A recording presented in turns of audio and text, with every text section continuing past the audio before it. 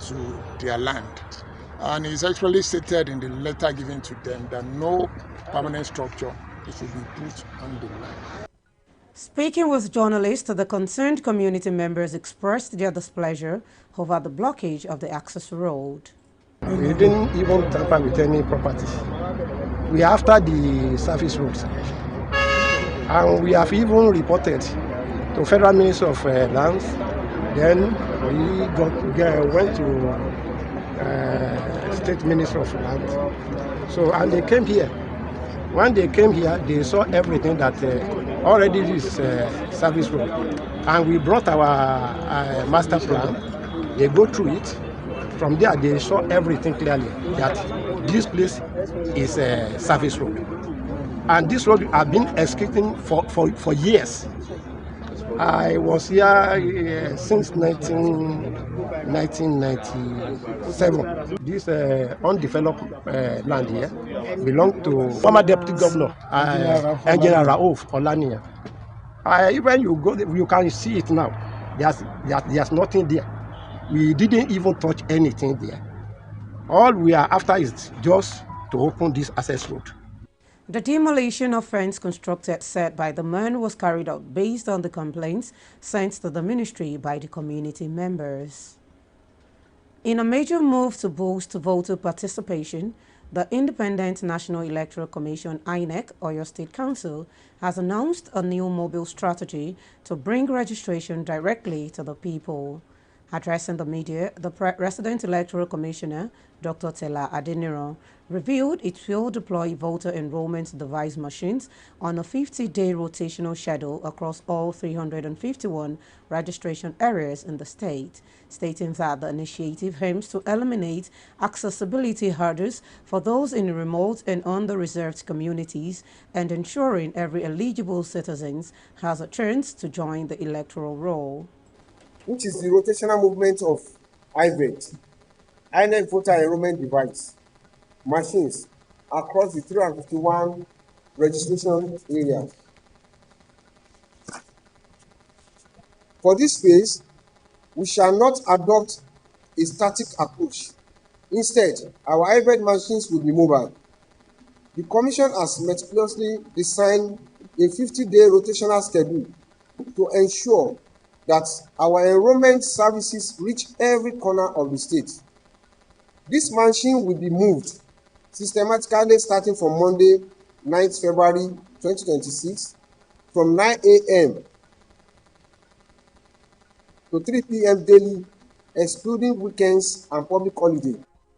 The Commission clarified that the exercise is also open to those who need to replace lost or damaged cards, as well as voters seeking to transfer their polling units to a new location, and also issued a strong call for citizens to visit their local government offices to collect unclaimed permanent voters' cards, reminding the public that these cards are the only license to hold leaders accountable. The schedule for the movement will be uploaded on the INEC website for easy accessibility by the prospective registrants, and the website still remains www.cvrinecnigeria.org. More important, the venue and the date for each respective array will also be pasted across each of the local government area offices. Notice board for directions. The objective is unambiguous. 1, to bring voter registration closer to your doorstep, particularly the eligible registrants in even the remotest part of the state, rural and undeveloped communities that are yet to register or just turned 18 years of age. It is also meant for those that have lost their permanent voters' cards or have their PVC defaced or damaged. Dr. Tella also revealed that the Commission is convening a massive stakeholders meeting involving political parties, security agencies, traditional rulers, and civil society groups, and the consultations are designed to streamline the deployment of personnel and materials at each registration site. A public affairs analyst, Comrade Femi Babalola, has thanked the U.S. government for providing military supplies to support Nigeria's security operations. Speaking on a radio program on Agidigbo FM, Comrade Femi emphasized the need for the military to receive training on utilizing these resources to safeguard Nigerian citizens. The military, they remember us in Nigeria. We have been looking for assistance from them because we cannot fight the bandits and terrorists on our own. So that's why we beckon unto them and they really help us.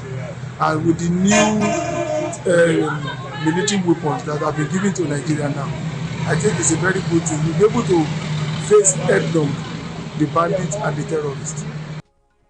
Similarly, Speaker of the People's Parliament, Honorable Segun Ogungbayi, has urged religious leaders to counter ideologies promoting banditry and terrorism. Honorable Ogungbayi called for harsh penalties, including the death penalty for terrorists and their sponsors. Now it is time to link up with our United Kingdom studio for the foreign news. News from Kunyamza studio at Gidigbo FM. United Kingdom, I am Olushola Damilola. Head of the military, Air Chief Marshal Sir Richard, has revealed that United Kingdom has no plans to defend the nation in the event of war, including how to mobilize the National Health Service to deal with mass casualty despite threat from Russia, and as Donald Trump also make hostile noises about seizing Greenland. The Chief of Defense Staff also confirmed that the Ministry of Defense lacks funding to cover its equipment program, although he refused to say whether it was facing a budget shortfall.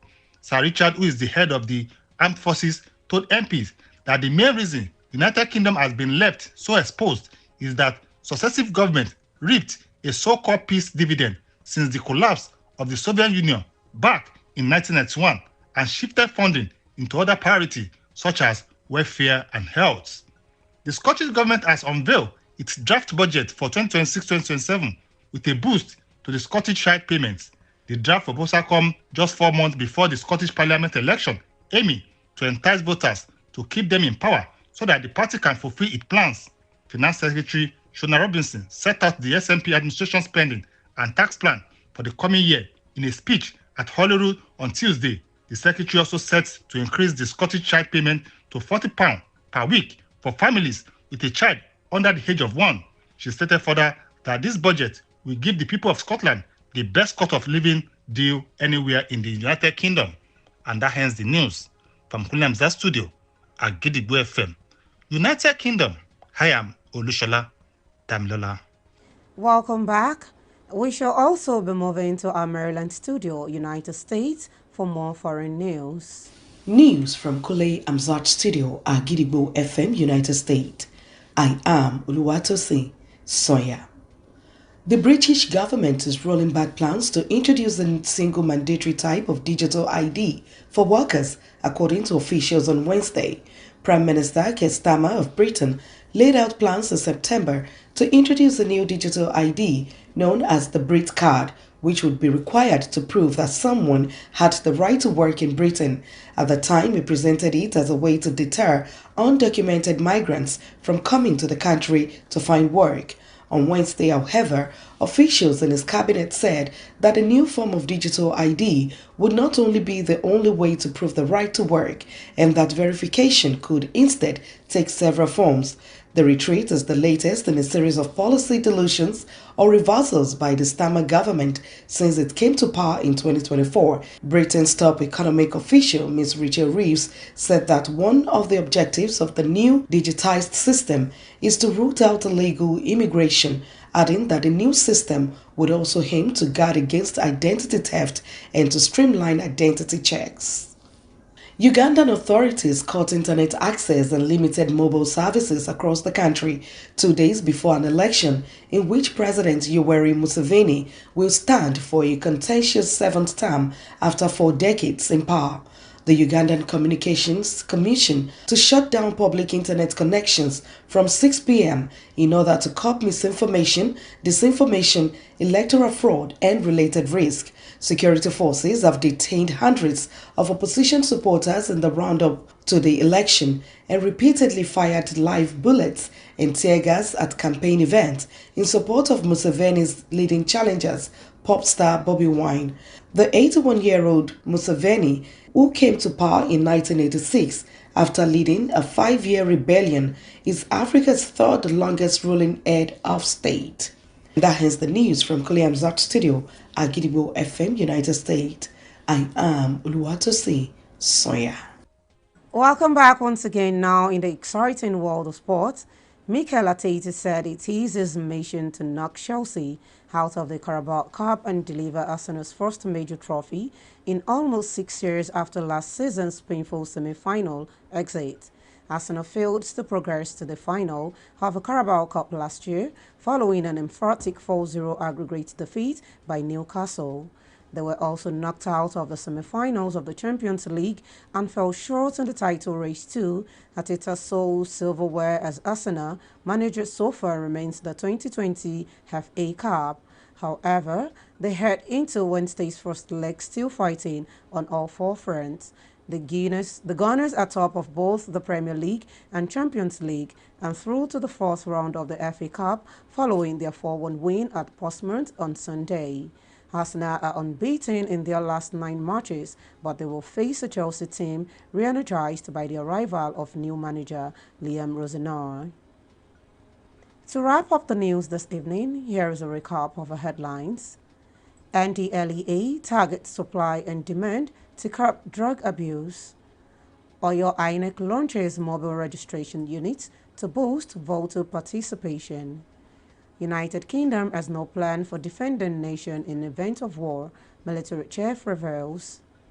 Uganda shuts down internet ahead of election, others rights groups to halt work. Mikel Arteta targets win over Chelsea and Carabao Cup final sports. And before we go this evening, here is a quick tip.